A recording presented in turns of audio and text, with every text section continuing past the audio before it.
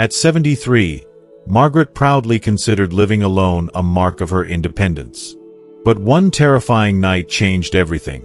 She collapsed in her kitchen and lay there for 14 hours before help arrived. Across town, 92-year-old Elenina Chen was celebrating life surrounded by friends at her weekly game night. Elenina's story couldn't be more different. After losing her husband and facing loneliness head-on, she refused to accept isolation as the cost of aging. Over more than 2 decades, she experimented with different ways of living, discovering what truly brings joy, purpose, and longevity in our later years. A groundbreaking Harvard study followed hundreds of people for 80 years and revealed something remarkable. The right living situation can add an average of 7 years to your life and dramatically improve happiness. Elenina's journey, from living alone and struggling with health to thriving in a community she helped create, holds powerful lessons for anyone wondering how to navigate life after 70. In this video, you'll learn why who you live with matters more than you think, and how you can find a way to age with both independence and connection, living not just longer, but better. If you are not subscribed, subscribe and activate the notification bell so you don't miss any videos. If you like the topic of this video, please comment 1. If you don't, please comment 0 to let me know how I can improve and make better videos for you. Now, let's begin. For many Americans, the dream of retirement carries with it images of long, peaceful days, perhaps spent tending a garden, traveling, or finally catching up with friends and family. But for millions of older adults, reality proves more complicated and quietly difficult.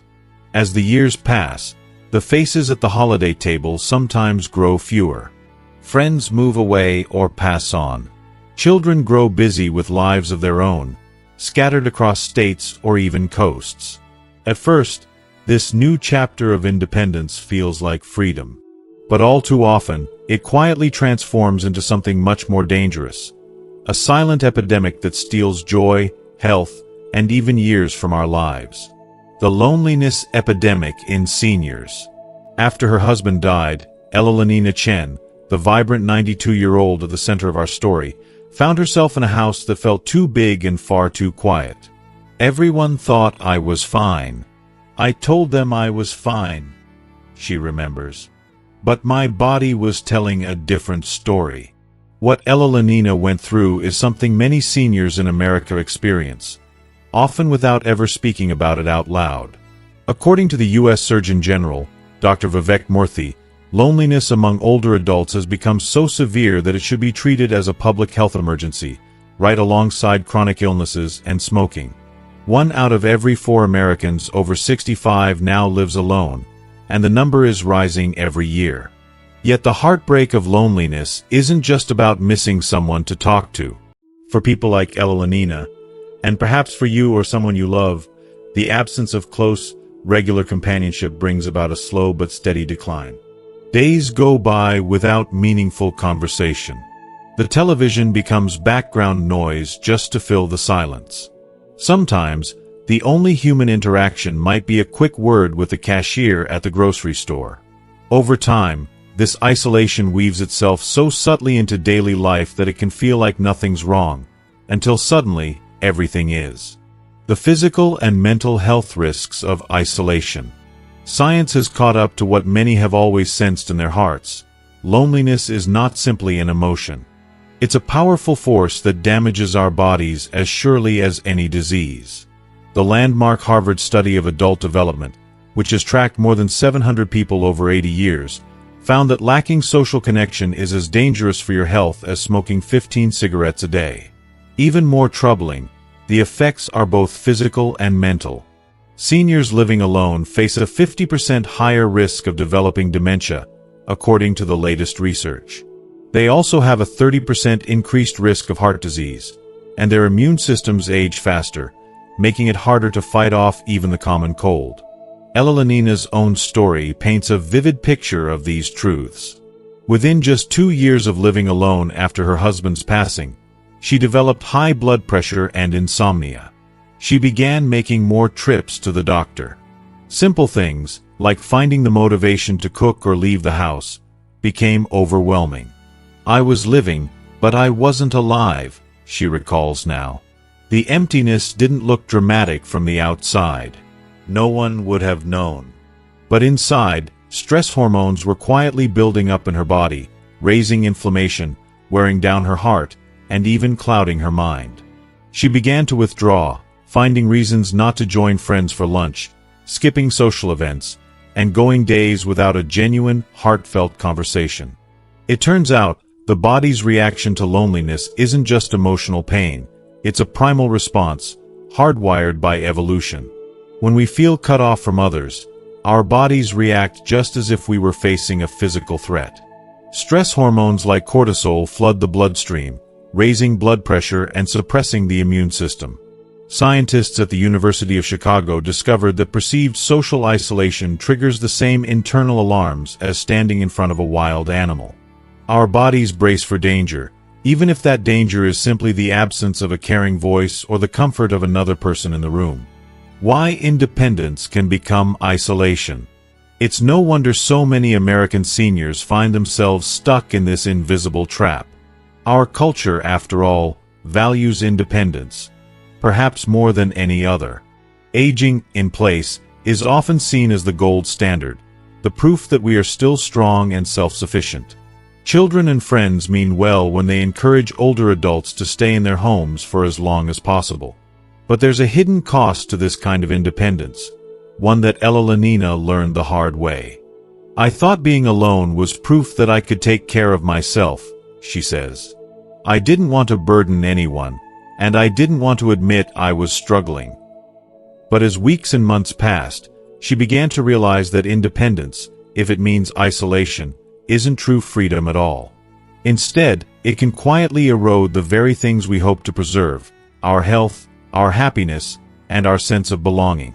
Society rarely talks about this trade-off, and even when it does, the conversation is often framed around practical matters. How will you get groceries? What if you fall? But the deeper questions: how will you find meaning? Who will celebrate your joys or sit with you through hard nights? Often go unasked. Yet these are the questions that define our lives, no matter how old we are. As we move further into Ella Lenina's story, we'll see how she broke free from this quiet crisis, not by giving up her independence, but by redefining what it meant. She found new ways to connect, new reasons to laugh and share, and ultimately, a new vision of what aging could be. Her journey stands as a reminder to us all: the real danger isn't needing help, it's believing we should face the years ahead alone. 1. Moving in with family. After the slow ache of those lonely years, Ella Lenina knew something had to change. The silence in her house had become too heavy, her heartbeat echoing through empty rooms. It was her daughter Sarah who first brought up the idea, gently at first, as if testing the water. "Mom, maybe you'd feel safer with us. We'd love to have you." Sarah and her husband had even converted their basement into a warm, inviting apartment, just in case Ella Lenina ever said yes. The move was bittersweet. On one hand, Ella Lenina was leaving behind the house where she'd spent 3 decades of holidays, birthdays, and quiet mornings with her late husband. But the thought of Sunday dinners, laughter echoing up the stairs, and the daily rhythms of family life again pulled her forward. The transition started as a blessing. Sarah, ever the caretaker, made sure her mom felt needed and included. They shared meals most nights, and Ella Lenina discovered a deep comfort in the routine. Her granddaughter's footsteps racing down the hallway, the clatter of dishes in the kitchen, the hum of life all around her. For the first time in years, she felt not only safe but truly woven into the fabric of someone else's day. The benefits of multi-generational living. At first, moving in with family was everything Ella Lenina had hoped for. There was always someone nearby, a partner for conversation, a ride to the grocery store, or simply a companion to watch the evening news. Sarah confessed she finally slept more easily knowing her mother wasn't alone. The house felt fuller, brighter, more alive. Ella Lenina started helping with small tasks around the home, offering advice when asked, and sharing stories from her past that her granddaughter listened to with wide-eyed wonder. For seniors like Elenina, these everyday moments carry more weight than people realize. Research from the AARP shows that multi-generational households can increase happiness and reduce stress, especially for older adults who crave both companionship and purpose. Many American families find that living together brings the generations closer, teaching grandchildren empathy, keeping family history alive, and giving elders the deep satisfaction of being needed. The hidden challenges and boundaries. But as weeks turned into months, Elenina began to notice subtle shifts. The joys of togetherness sometimes gave way to the friction of shared space. While she loved being present in her daughter's life, she started to miss her routines. It became hard to say no when she needed quiet time. Guilt crept in if she declined to join a family outing or wanted to close her door and read. She worried that Sarah would interpret her need for privacy as rejection or sadness. Meanwhile, Sarah found herself treading carefully, unsure when to involve her mother in decisions and when to let her be. The roles had shifted. Sarah felt responsible for her mother's happiness, which sometimes led to making choices for her, without always asking first. What started as small misunderstandings, about meal planning, house rules, or even how to spend a holiday, sometimes grew into quiet tensions. One day, a disagreement about contributing to household expenses flared up, turning what should have been a gesture of gratitude into a source of discomfort for both. Their relationship was strong, but the new dynamic created pressure. Sarah worried about being a good daughter and host, while Elenina worried about being a burden, or worse, losing her sense of self. It was a dance of love and boundaries, of giving and letting go. Why it didn't work for Elenina. If you are still watching this video and find these lessons useful, please comment 1 below to let me know that you are still here with me. Eventually, the unspoken strains began to outweigh the comforts. Elenina realized that while she adored being close to her family, she also felt her own identity slipping away. She was becoming grandma, not Elenina, a helper, not a partner, a presence rather than an individual with her own needs, wishes, and routines. She saw that family life, even with the best intentions and deepest love, could create expectations and pressures that weren't always voiced. Her desire to contribute, financially, emotionally, and practically, sometimes clashed with Sarah's impulse to care for her mother. Their loving intentions were sometimes at odds. The hardest part was admitting that this arrangement, which should have been perfect on paper, wasn't right for her. But for Elenina, the move was not a failure, it was a vital lesson. She learned that the key to aging well is not just about being surrounded by people you love, but being able to maintain your independence, your voice, and your place in the world. The bigger picture. Elenina's experience reflects the reality for many American seniors. The AARP reports that more than 2/3 of multigenerational living arrangements encounter significant challenges within the first year, not because families don't love each other, but because boundaries, independence, and unspoken expectations can easily get tangled. Some families make it work beautifully, finding joy in shared responsibilities and deep connection. But as Elenina discovered, true well-being in later life is about finding balance. Closeness without losing yourself, support without dependency, connection with room to breathe. When she decided to move out, it was a decision made from strength, not weakness. She thanked her daughter for the love and the safety, and then stepped bravely into the next chapter. Still part of the family, but ready to seek out a new arrangement that would honor both her need for connection and her need for independence. Her story is a gentle reminder. Family is precious, but even the closest bonds need space to grow. For seniors considering moving in with family, honesty, clear boundaries, and regular open conversations are just as important as the love that brings everyone under one roof. And sometimes, choosing your path, even when it means stepping back, can be the greatest gift you give to yourself and to the ones you love. 2. Senior roommate. When Elenina moved out of her daughter's basement apartment, she found herself staring at a new kind of blank page. She'd learned the importance of boundaries, of preserving her sense of self, but loneliness was still a shadow that crept through the corners of her days. The prospect of living completely alone again didn't feel like a step forward. That's when she heard about an unusual idea at her local senior center, something she hadn't considered since her 20s, finding a roommate. It sounded unconventional at first. Who looks for a roommate at 71? But as Loneliness spoke with other older women at her book club and church group, she realized she wasn't alone in craving companionship, safety, and the gentle accountability that comes with sharing space. Enter Dorothy, a 68-year-old retired teacher, lively and independent, who had been through a divorce and was also feeling the sharp edges of solitude. The process wasn't as simple as answering a classified ad or calling an old friend. Both women were careful, even cautious, about jumping into such an arrangement at their age. They met for coffee several times before making any decisions, each conversation a bit like a gentle interview. They talked about everything: daily schedules, sleeping habits, TV volume, political views, and even pet peeves. Together, they filled out what Loneliness laughingly called their compatibility questionnaire. A detailed, no-nonsense agreement about finances, shared spaces, and boundaries. If modern dating apps are thorough, theirs put them to shame. At the heart of their conversations was honesty. Dorothy was a morning person who liked to start her day with gardening and the radio playing softly in the background. Loneliness was a night owl, more likely to stay up late reading and sip her coffee at noon.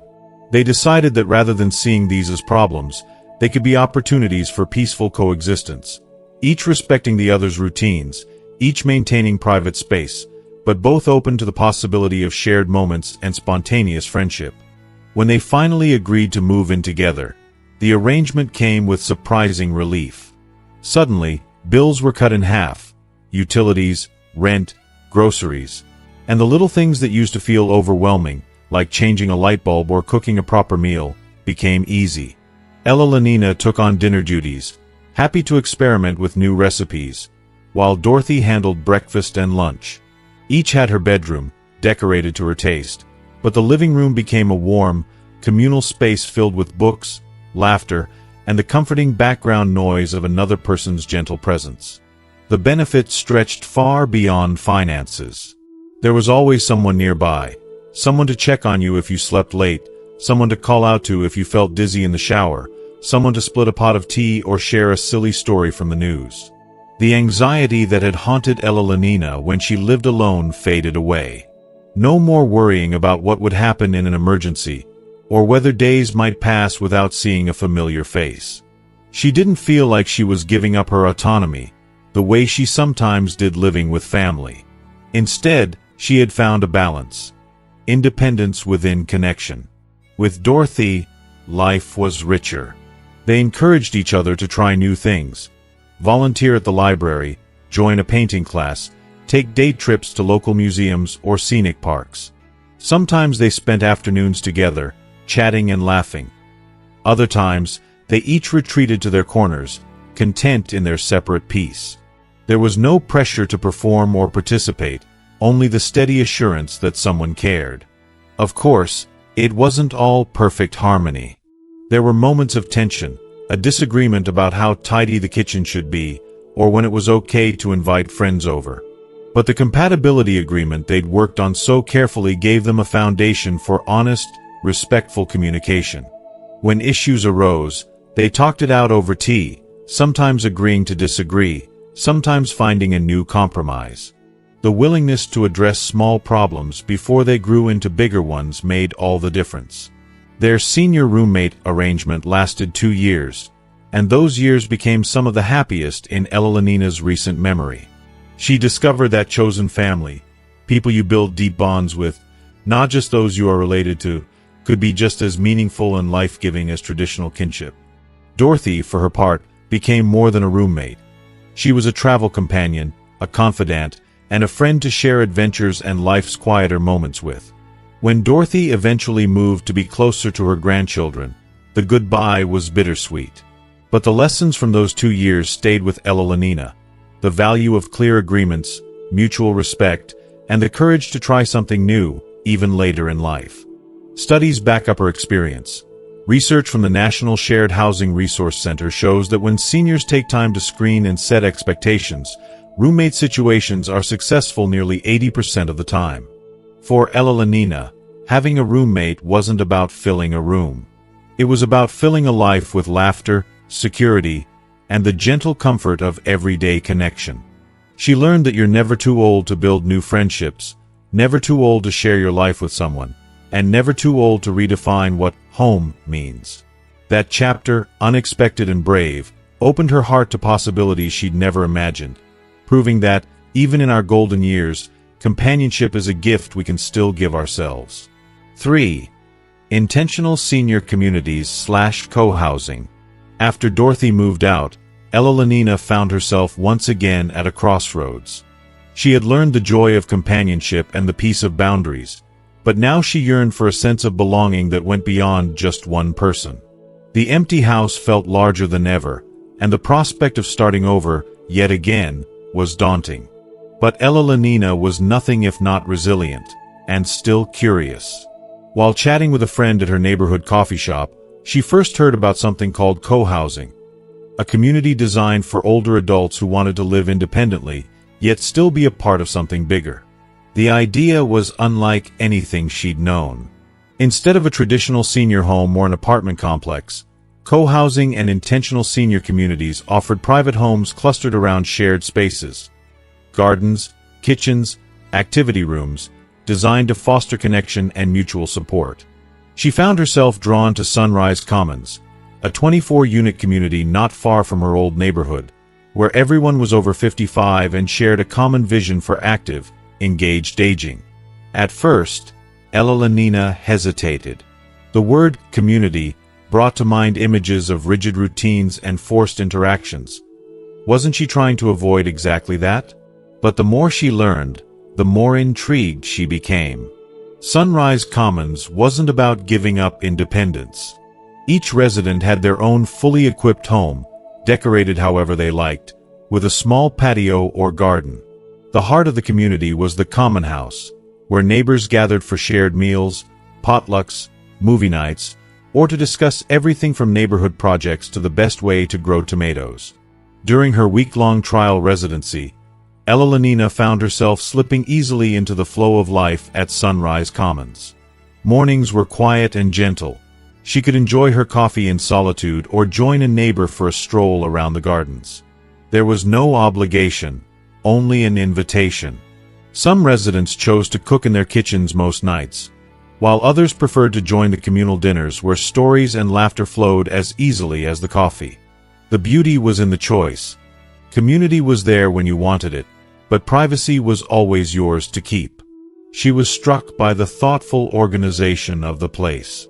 The residents ran things together, forming committees to handle maintenance, plan social events, and even resolve conflicts. Every voice mattered, everyone had a say.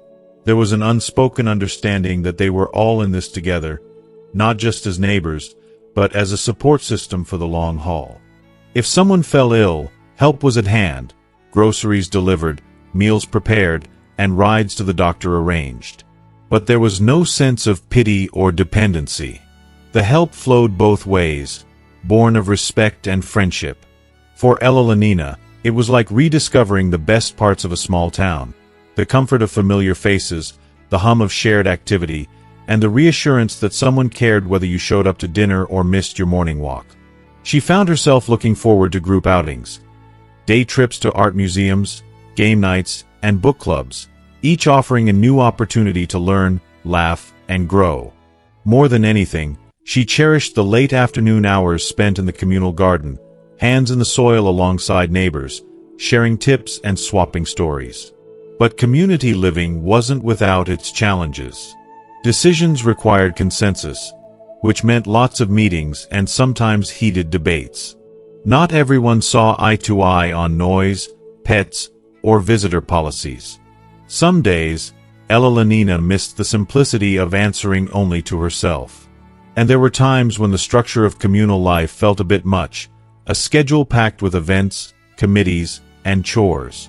She realized quickly that co-housing wasn't about avoiding problems. It was about learning to solve them together, with patience and grace. Still, the overall experience was transformative.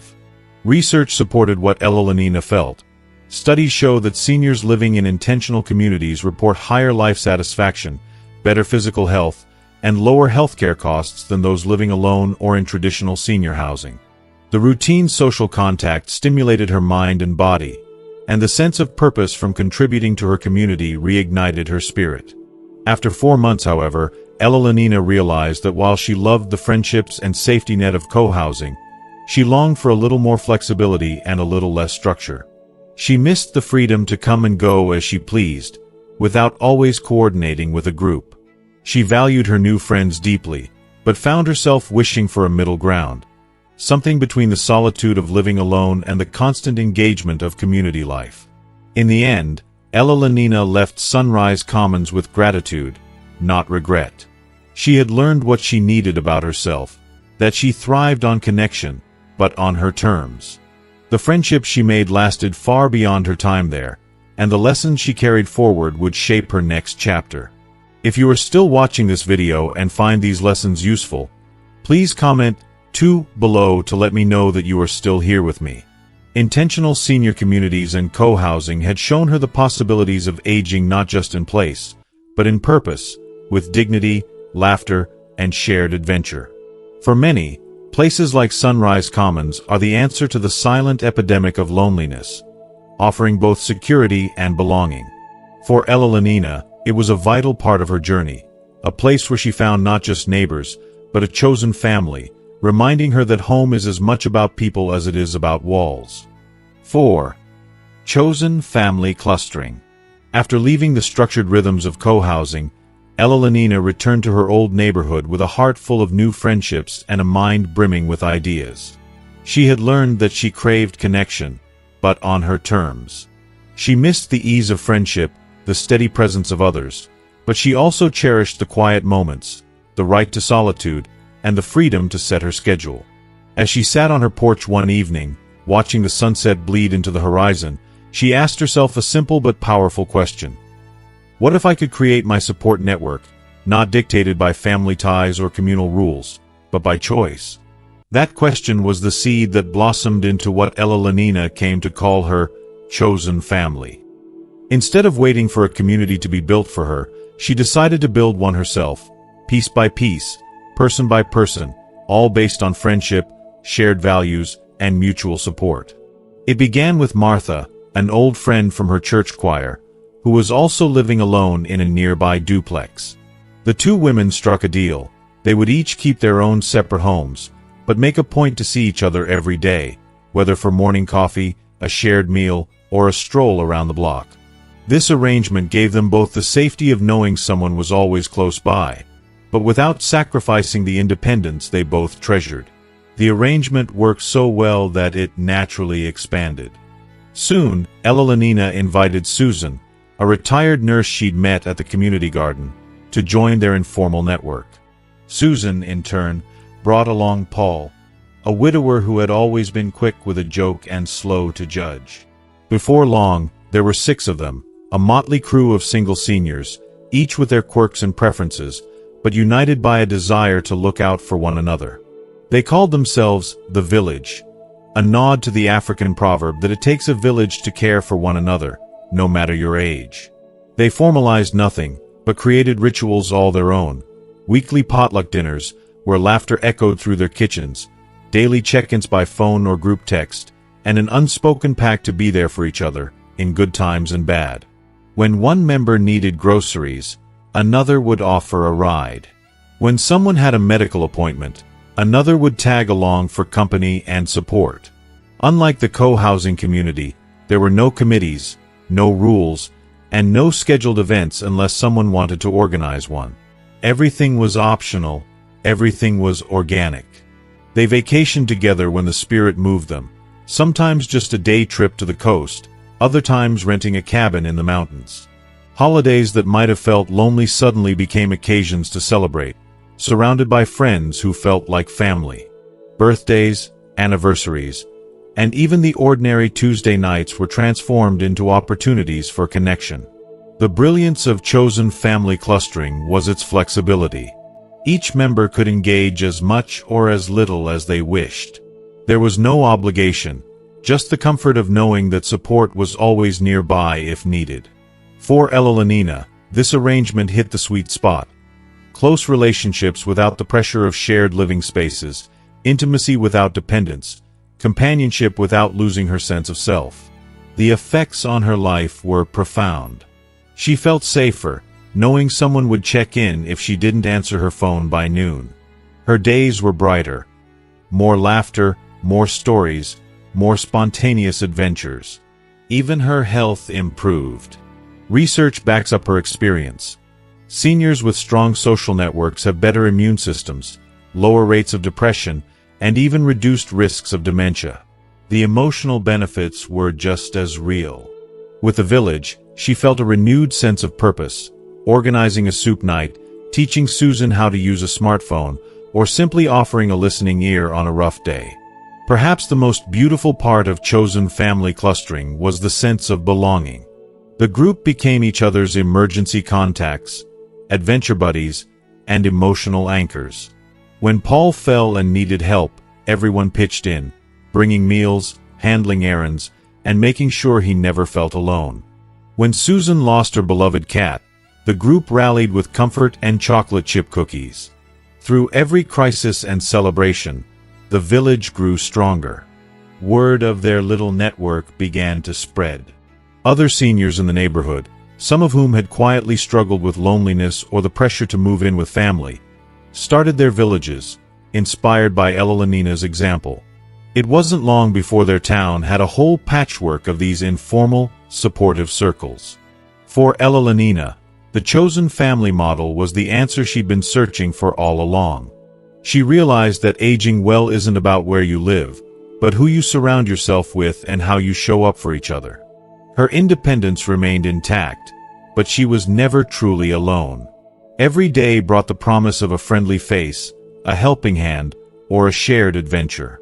Looking back, Elenina knew she had found the recipe for thriving in her golden years. A chosen family, hand-picked and heart-held, where love was a matter of daily choice, and home was defined by connection, not by walls. As Elenina's village blossomed and her days filled with laughter and purpose, she began to wonder, was there a deeper reason her new life felt so vibrant? She wasn't just imagining the boost in energy or her renewed zest for living. Science, it turns out, was already ahead of her, mapping the profound ways that meaningful relationships don't just color our days, they can add years to our lives. The Harvard study on longevity. Long before social media, before senior centers dotted the landscape, a group of Harvard researchers began a quiet revolution.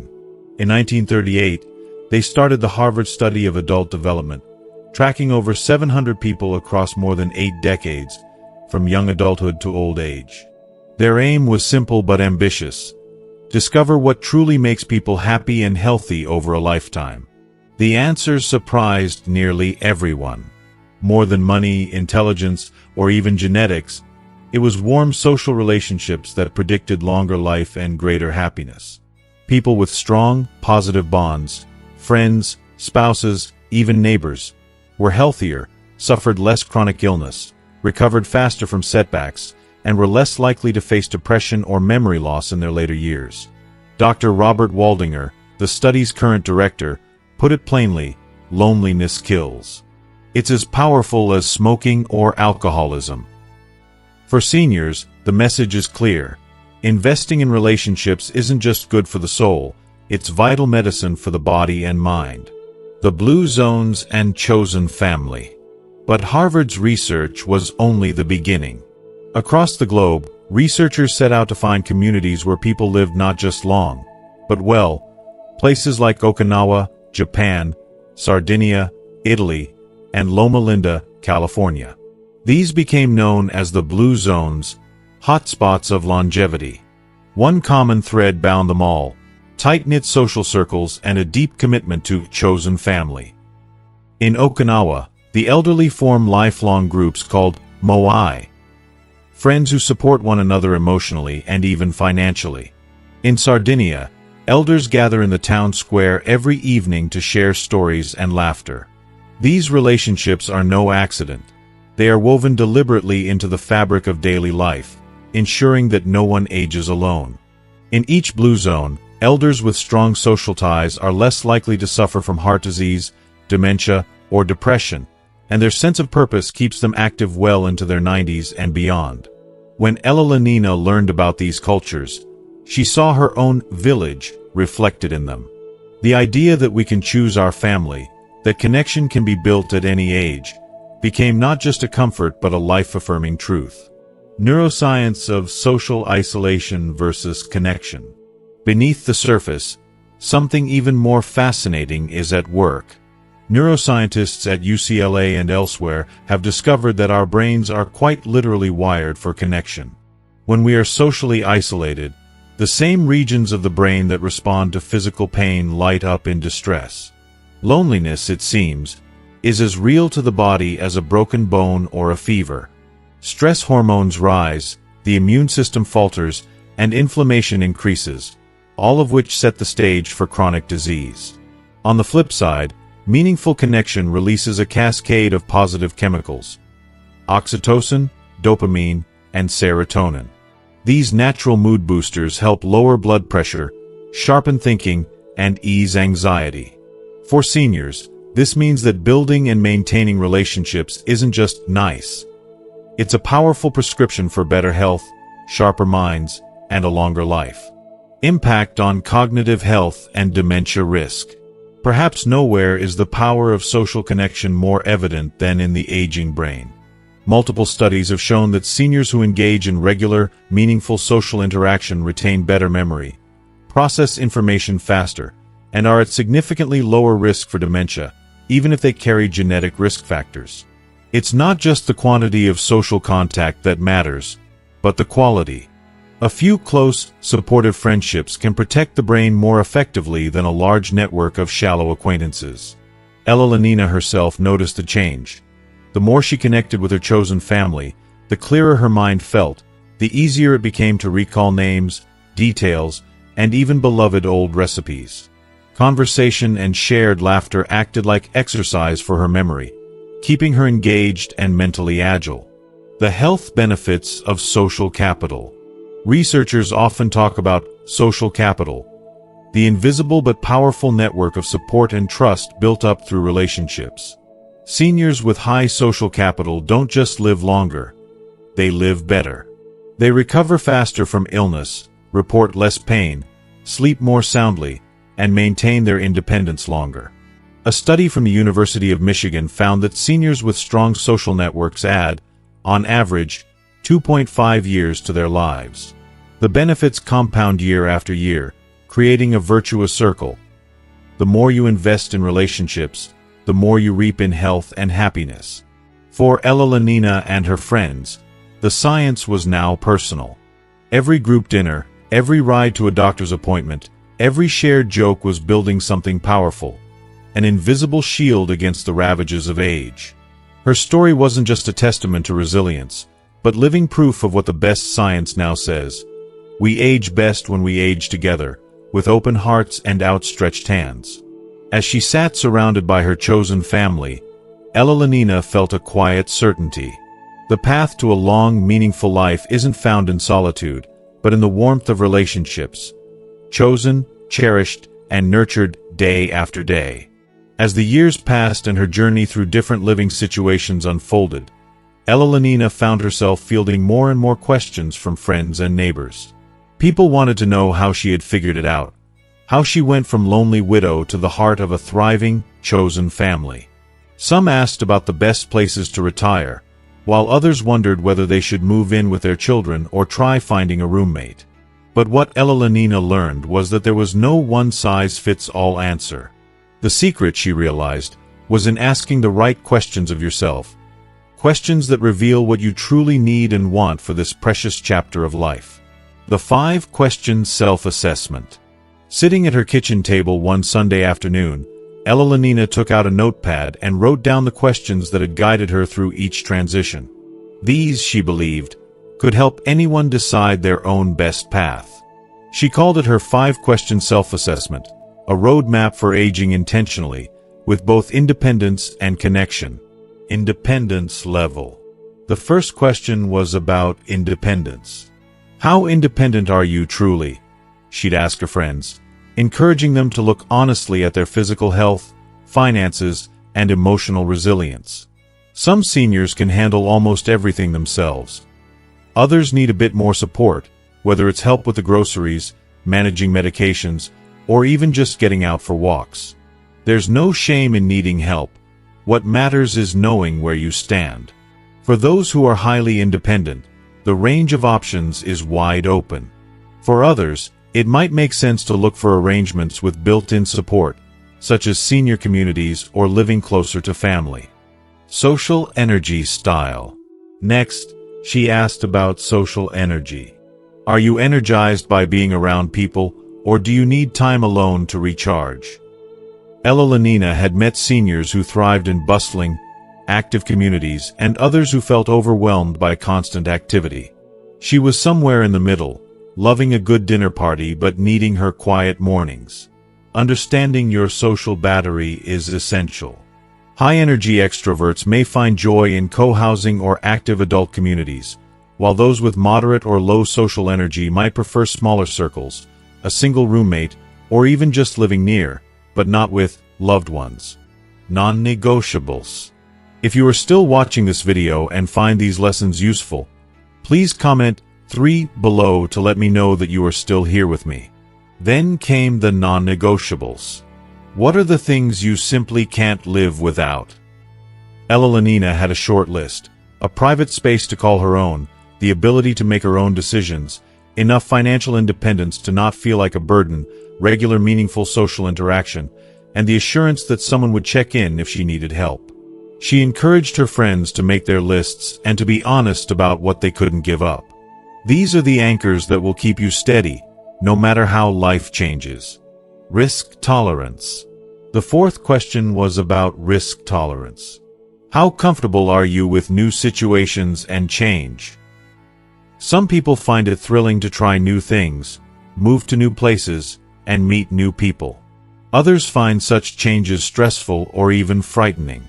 Ella Lenina knew she could handle a moderate amount of risk. That's what made her village experiment possible. For seniors who prefer stability, starting with smaller, safer changes, such as short trial periods or part-time co-living, can be much less daunting. Legacy vision. Finally, she asked about legacy. How do you want to spend your remaining years? What story do you want your life to tell? Some people want to invest deeply in their families, cherishing every grandchild's soccer game and holiday meal. Others want adventure, travel, new friendships, or creative projects.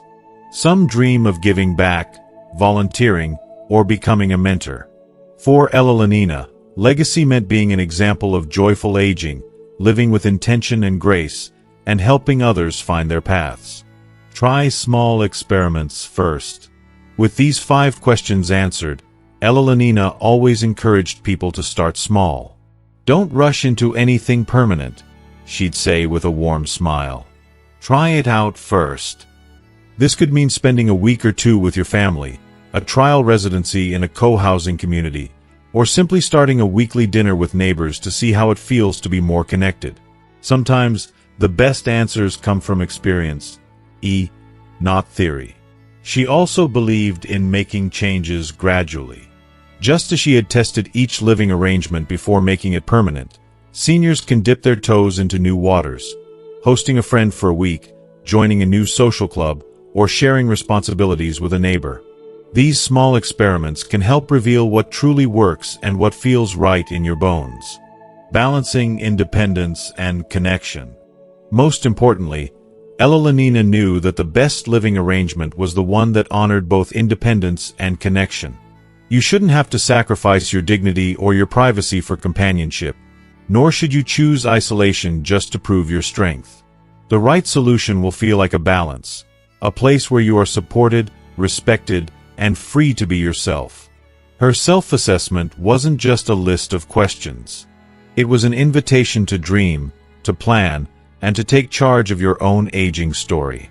Loneliness's journey showed that thriving in later life isn't about luck or perfect circumstances. It's about curiosity, honesty, and the courage to keep growing.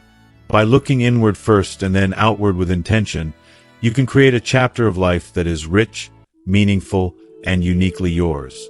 And as she often reminded her friends, it's never too late to ask yourself what you truly want, and then go out and make it happen. As Loneliness reflects on her remarkable journey, she realizes how much her life has transformed since those quiet, lonely years after her husband's passing. The road from isolation to joyful connection was never simple, and it certainly wasn't the path she expected to take. Yet every experiment, whether living with family, sharing a home with a roommate, joining a co-housing community, or building her own chosen family, taught her something new about herself and the meaning of true belonging. Her health improved, her energy returned, and a sense of purpose grew stronger with every laugh shared and every hand held. What Loneliness discovered is a lesson that resonates far beyond her own story. In the end, it isn't about where you live, or even who you're related to. It's about the quality of the relationships you nurture and the community you choose to build around you. Aging doesn't have to mean fading quietly into the background. With intention and a bit of courage, your golden years can be filled with adventure, warmth, and genuine connection. The key is to stay open to new friendships, new ideas, and new ways of living that bring meaning and joy. If Loneliness's story has touched you or sparked ideas for your own life, take a moment to share your thoughts in the comments below. Have you found your own village, or are you still searching for the right fit? Let's keep this conversation going and inspire each other to live fully at every age. If you enjoyed this story, please remember to like, share, and subscribe to our YouTube channel for more wisdom and real-life journeys from remarkable elders. Your next chapter is waiting. Make it your best yet.